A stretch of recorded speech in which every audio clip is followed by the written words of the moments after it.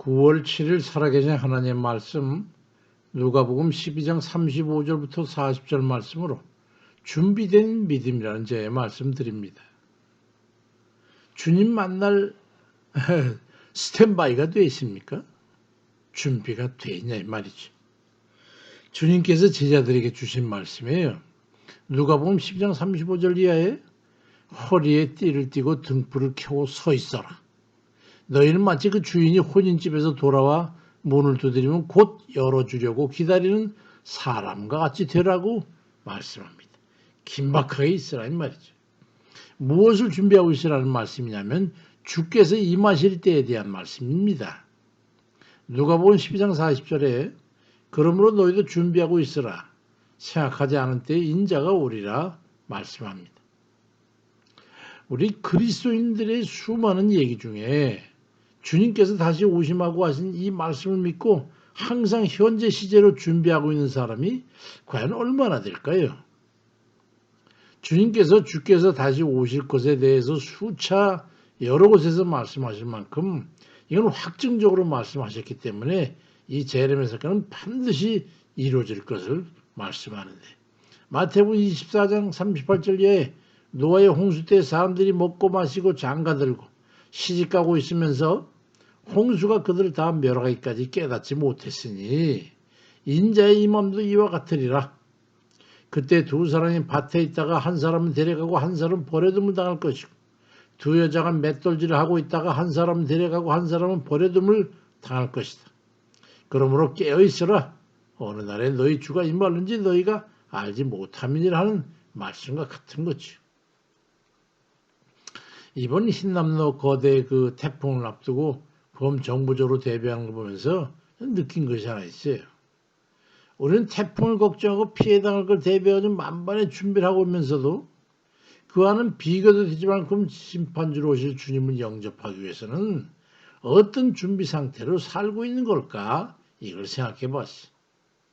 철저히 태풍을 대비한 결과 인명손상은 작고 재산 피해도 크지 않은 것처럼 우리의 대비도 그와 같이 준비되어 있어야 한다는 말입니다.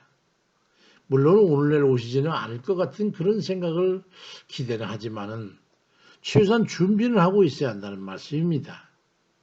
그 준비는 재림에 대한 대비책뿐만이 아니라 이 반면에도 주께서 우리를 부르시게 될 때에 대비책도 되는 것이기 때문에 가방을 쌓아놓고 있는 것과 같은 것입니다. 그렇게 있어야 되는 거지요.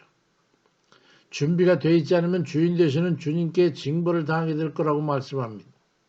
그 준비는 우리의 영육의 안전에 정말 중요한 의미를 갖게 되는 걸 알아야 합니다. 만약에 오늘 밤이라도 우리의 영혼을 부르신다면 그 준비된 상태가 바로 출장 가방이 될 것이기 때문입니다. 주님의 재림과 똑같은 의미인 천국에 들어갈 준비와 같은 것이기 때문에 군인들이 전시 비상대책과 같이 준비되어 있어야 되는 거예요. 누가복음 12장 45절 이하에 만일 그 종이 마음에 생각하기를 주인이 더디 오리라 하여 남녀 종들을 때리며 먹고 마시고 취하게 되면 생각하지 않은 날 알지 못하는 그 시각에 그 종의 주인이 이르러 엄히 때리고 신실하지 아니한 자에 받는 벌에 처하리니 주인의 뜻을 알고도 준비하지 아니하고 그 뜻대로 행하지 아니한 종은 많이 맞을 것이라고 말씀합니다. 이게 무슨 말인가 하면 방만한 흐트러진 정신과 영육의 상태를 의미하는 거예요. 제멋대로 온갖 죄악을 저지르고 육신의 소욕을 따라서 그렇게 삶을 살아가는 걸 말하는 거지요. 이들에 대한 징벌은 주께서 목숨을 버리시면서까지 예비해 놓으신 천국을 차지하지 못하고 기회와 은혜를 저버리는 그들에 대한 징벌입니다. 그 징벌은 어떤 거냐면 주인의 뜻을 헤아려 받아들이지 않는 것에 대한 대가가 되는 것이죠. 그건 바깥 어두운 데로 내침받아 그것을 이를 가는 운명이 되는 건데 마태복음 13장 42절에 이렇게 말씀합니다. 푸른 불에 던져 넣으리니 거기서 울며 이를 갈미 있으리라. 지옥불에 타면서 부득부득 갈아봐야 뭐 할 겁니까?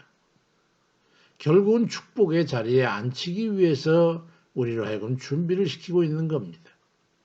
그 축복의 자리가 어디겠습니까? 천국잔치가 아니고 어디겠습니까? 그러니까 결국 주의 오실 날을 준비하는 것은 궁극적인 구원을 준비하는 것이 되는 거죠.